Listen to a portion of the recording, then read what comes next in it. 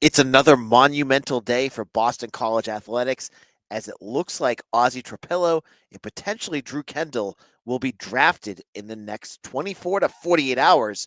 Are you pumped? I am.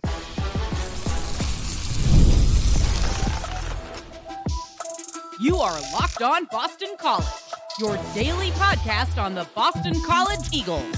Part of the Locked On Podcast Network, your team every day.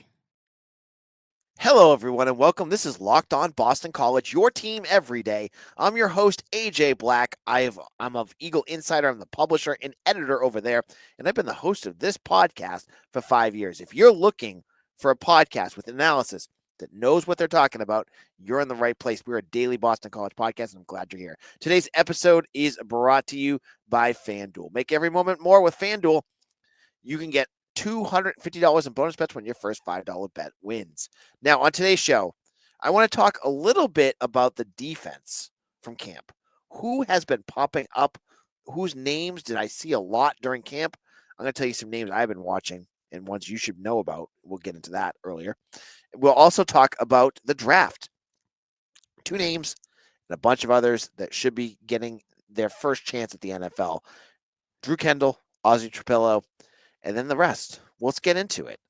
First of all, this, as I said on an earlier episode, this is not a live episode. Unfortunately, I'm away this week, so I don't know where Donovan Ezeraku got drafted last night. This is after the fact. So I don't know, but I want to know where Ozzy Trapilo is going to go because I think he could be a steal for this draft.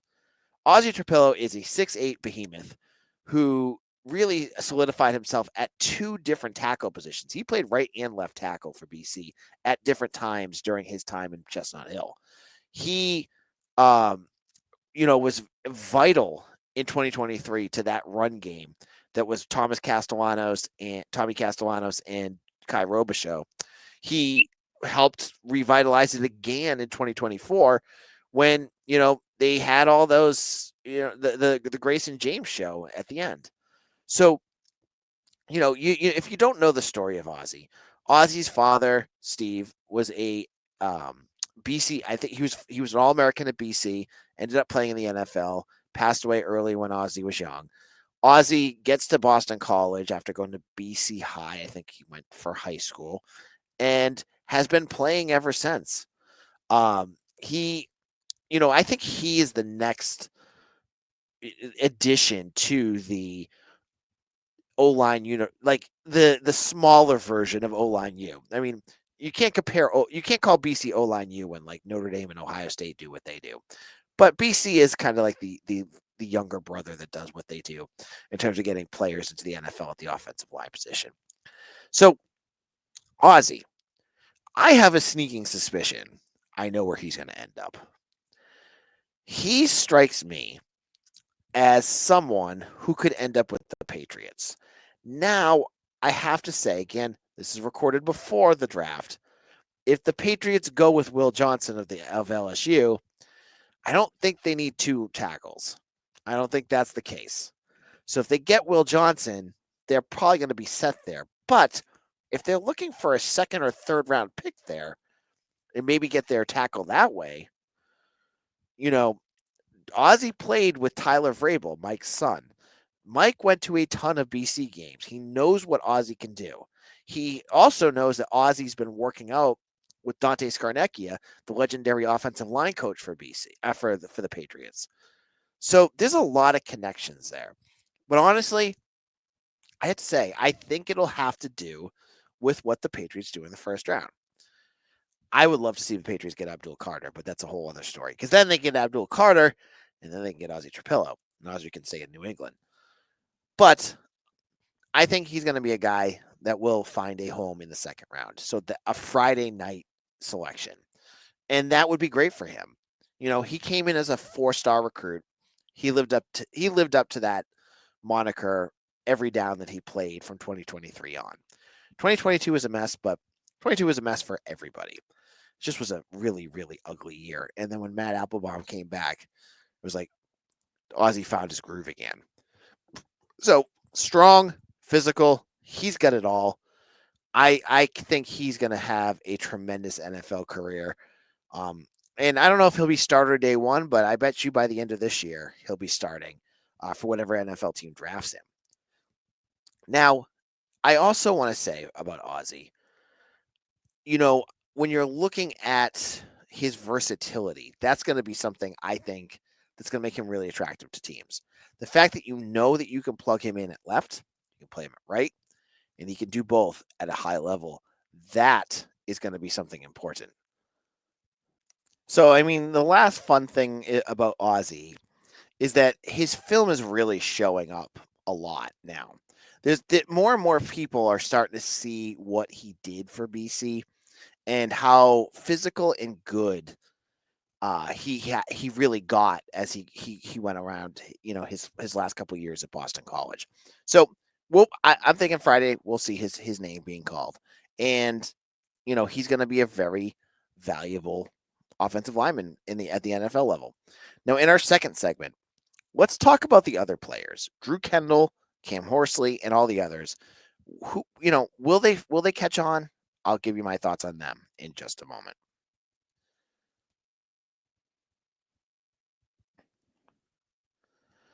Did you know your Fire TV is also an Xbox? Turn any TV in your gaming and entertainment hub with Fire TV Stick 4K devices. No console required. Just grab your controller and you can play EA College Sports 25, Call of Duty, your favorite games all in one spot. It's gaming made simple, all on your Fire TV.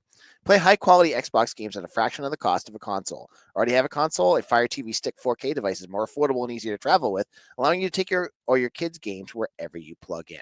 I love playing my games, and having the Amazon 4K is so good because I need to be able to plug and play wherever I want to go.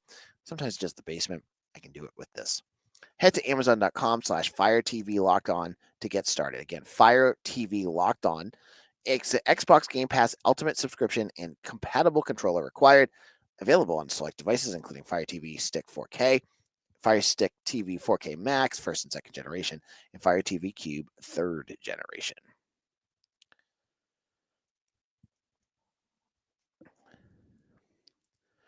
Locked on Boston College, AJ Black here. The NFL draft is just awesome.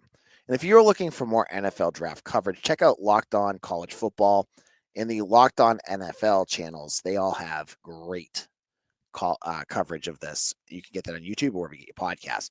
Now, as I was just saying, one of my favorite parts of the year is the NFL draft. Just to see all the players that I've followed for years go and see where they end up. And it's not just NFL, college players from BC, but players I kind of liked watching for other teams. There's many out there. It's a cool weekend long event, and day one you're sitting there watching every pick. By day three, you're watching as they fly through them. It's quite the experience, right? So going on to day three, I really don't think Drew Kendall will be a second round pick. Probably not a third round pick either. I'm looking forward to beyond. But I saw him getting some love on Twitter from some scouts just yesterday, and I think it really speaks to what Kendall could be. I've asked Mitchell Wolf of Eagle Insider, will Drew Kendall be better than Alex Lindstrom? And he says, he definitely is a much more NFL caliber center. And he's strong, he can move, and that's the part that I think is going to be important. He needs a zone heavy offense to go to. And I don't know which NFL team would be the best for that, but I think Drew Kendall will probably be like a fourth round or fifth round draft pick.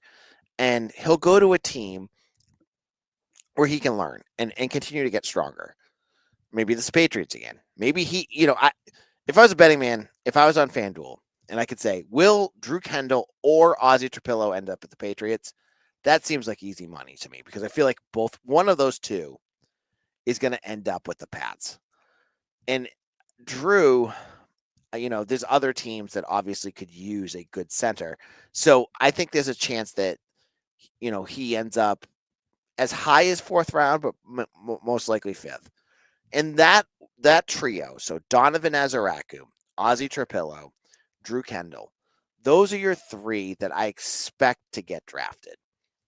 Are there any that could slip in? Sure. The odds if you were to take like a 7th round pick, you could see a Cam Horsley sneak in. Big physical defensive tackle. He's got plus attributes that make him a attractive late pick for a team. He's not someone that's going to go early, but I could see a team taking a pick risk on him. So I put Cam as like a 7th round / undrafted free agent. Based off of his workouts, there's an outside chance that Cam Arnold could get picked. Now, Cam Arnold, if you followed along with BC, he missed the second half of that season because he got hurt. He's completely healthy now. He has plus attributes that, his speed's good. He's quick. He's physical. He's got a lot of good stuff. His instinctualness is not the greatest, but maybe, seventh round picks in general are just teams kind of taking a flyer on a player. He might be a player that they might want to say, hey, I'll take a chance at that. I could see him doing that. Another player, and this is more of like a joke, I could see someone taking a risk on is Dino Tomlin. And I could see one team taking a risk on him. I bet you can guess which team that is. That would be the Pittsburgh Steelers. Yeah. I saw his scores from Pro Day. They're absurd. Like, he had like, I think he ran like a 4.4 according to this. I mean, Dino Tomlin's a great person, but is he running a 4.4?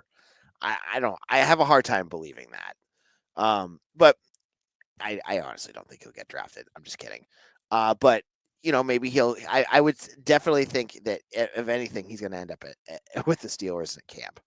And you have all these other players that are going to be trying to get to camp, right?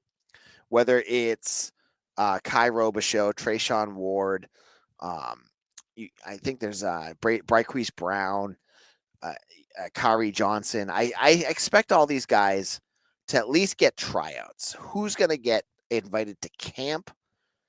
That's tougher. I honestly don't know. Like Kari Johnson had really good, some really good physical workouts in terms of like speed and things like that. But is he good enough to get to that next level? That's something I'm not sure of. So these are all names that I think on Saturday afternoon. Saturday afternoon, once the draft is done, that's when Twitter blows up with so-and-so is going to camp. This person's getting invited to camp. We'll hear all about that, and you'll be able to get all that. Mitch is going to have it up on the site as soon as he hears about those as well. So that's my thoughts on the draft. By the end of this weekend, I expect 3 BC players to get drafted, potentially 4. And then we'll be moving on. And then next year, I look at this roster. Lewis Bond probably will be your only draft pick. Maybe Logan Taylor. Those are probably the 2 that you'd be watching for. And Davion Crouch. I think Davion Crouch will also be a name to watch for, especially if he has a big year. So, final segment. Let's put a bow on training camp. I have a positional group I want to talk about and talk about who stood out and what names I noticed at camp. I'll get into all that in just a moment.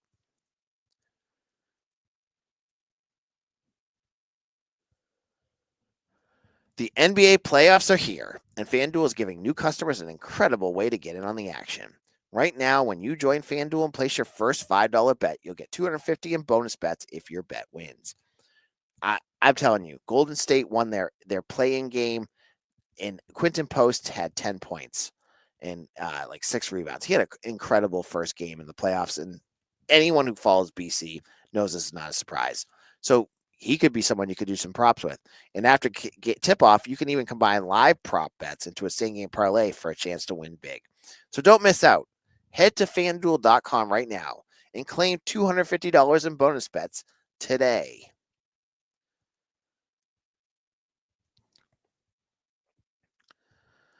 This is Locked On Boston College. I'm your host, AJ Black. I'm also the editor of Eagle Insider, part of the 247 network. If you're not check out my written work, the link's in the comments below. I hope you do check it out. There's some great stuff over there. We've had some great work, and we have some great new things coming up that I think you're going to enjoy too. So make sure you check over to Eagle Insider. And when you're done with this podcast, check out the Locked On ACC with Kenton Gibson and Alex Donald. You may not agree with what they say, but you got to listen to it because it's going to get you. It's either you're going to agree with it or it's going to get your blood boiling. Check them out on YouTube or wherever you get your podcasts. Now, spring camp is over. This is our final discussions of camp because there's only so much we can talk about, especially with the new rules that they have, where I can't talk about injuries. I can't talk about first and second team. I can talk about players, though, and who had moments where I said, wow, these are players who popped during camp.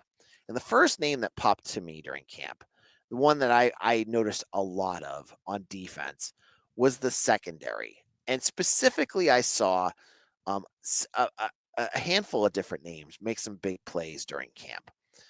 I want to shout out Charlie Comella first of all.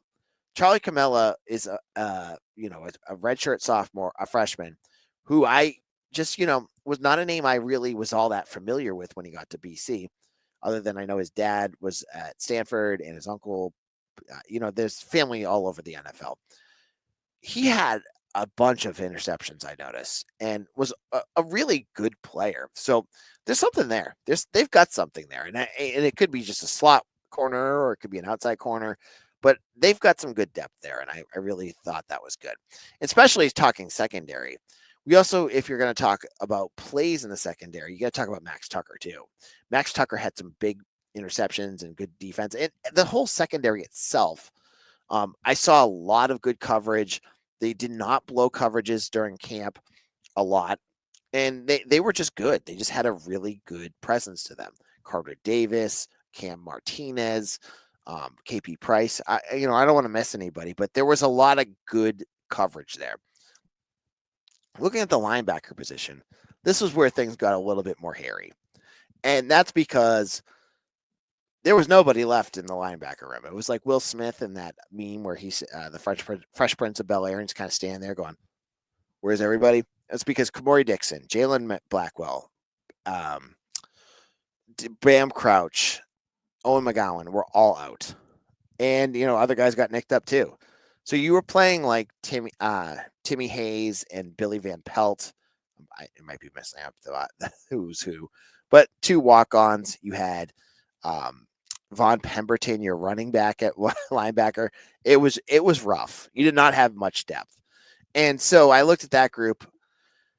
There really wasn't anything that really stood out to me about the linebackers. They were just there. Like they didn't make any huge plays that went whoa because you're playing walk-ons, freshmen. They're just the guys that you're expecting to start just weren't there. On the defensive line, that's where I saw some really interesting players. Favor Bate, name to watch for. You brought in two defensive edge rushers, Favor Bate and Anya Nuisi. Favor Bate is younger. He's from Merrimack. Anya has one more year left. I expected Nuisi to be more of the edge rusher that we're going to talk about during camp, and Favor Bate being more of the stash defensive end that you're hoping to build up. But I saw a lot more out of Favor Bate.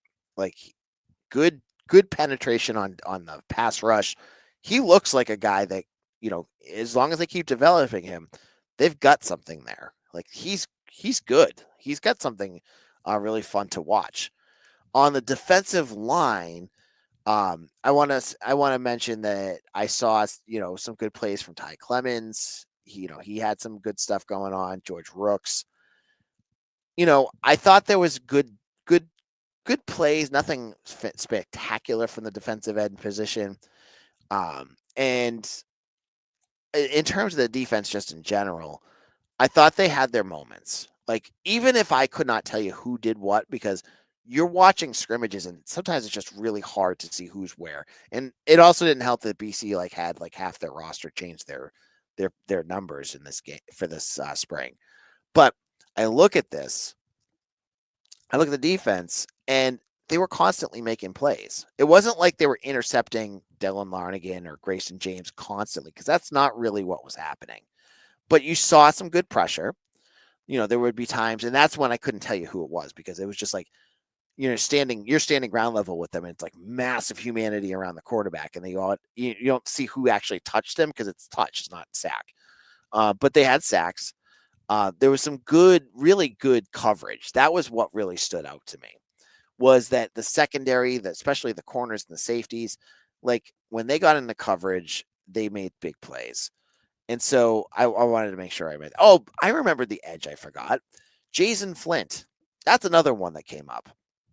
Jason Flint is, I think, a redshirt freshman, either that or a sophomore, who came in last year. Saw little smatterings of him here and there.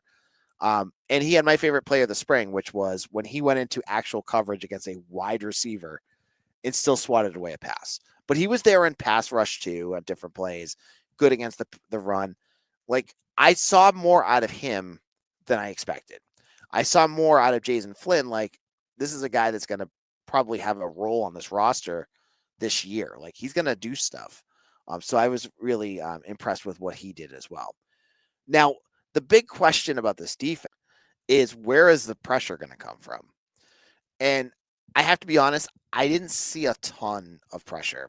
You saw it at times, but I definitely noted that there's no one on anywhere near the level of Donovan Ezra, which is unfair.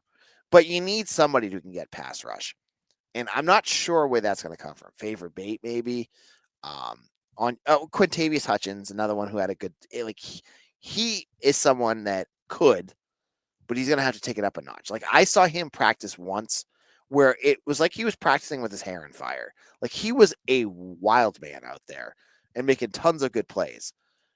If that's the Quintavious Hutchins that we get, then yes, you have your pass rusher right there. Because he was all over the place. Like, he was making tons of plays. So he could be somebody. Now, I still think an earlier episode, again, this is recorded after, so something could have happened this week and I don't know about it. I still think that defensive line needs some transfer portal help.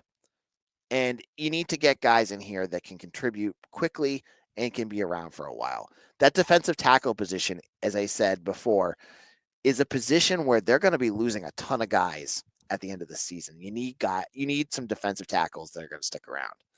So that's my thoughts on that. That's my thoughts on camp. It's over now. Now the next step for BC is conditioning, and the coaching staff is going to hit the road. You're going to see official visits on transfers if they're going to continue to go after that. You're going to see the setup for official visits for high schoolers, and the coaches are going to hit the road. When coaches hit the road, that means new offers. That also could mean new offers to your players too. So this could be a kind of a crazy time for BC recruiting, and we'll make sure we have it all here. On Monday's episode, Mitch and I will talk about everything going on with this NFL draft. Who ended up where? Which spots were too high? Did it work? Good fits, all that good stuff. We will have that all covered here on Locked On BC because we don't mess up on things like that. Thank you all, and thank you all for listening this week as I was away. I appreciate all of you who have made Locked On Boston College your first listen every day. And make sure you follow me on Twitter at AJBlack247. Come over for my written work at Eagle Insider. We have articles. We have all sorts of breaking news. A great forum to talk to other BC fans. I hope you check that out soon. This is AJ Black. Thank you all for listening, and we'll see you again tomorrow soon for another episode of Locked On Boston College, your team every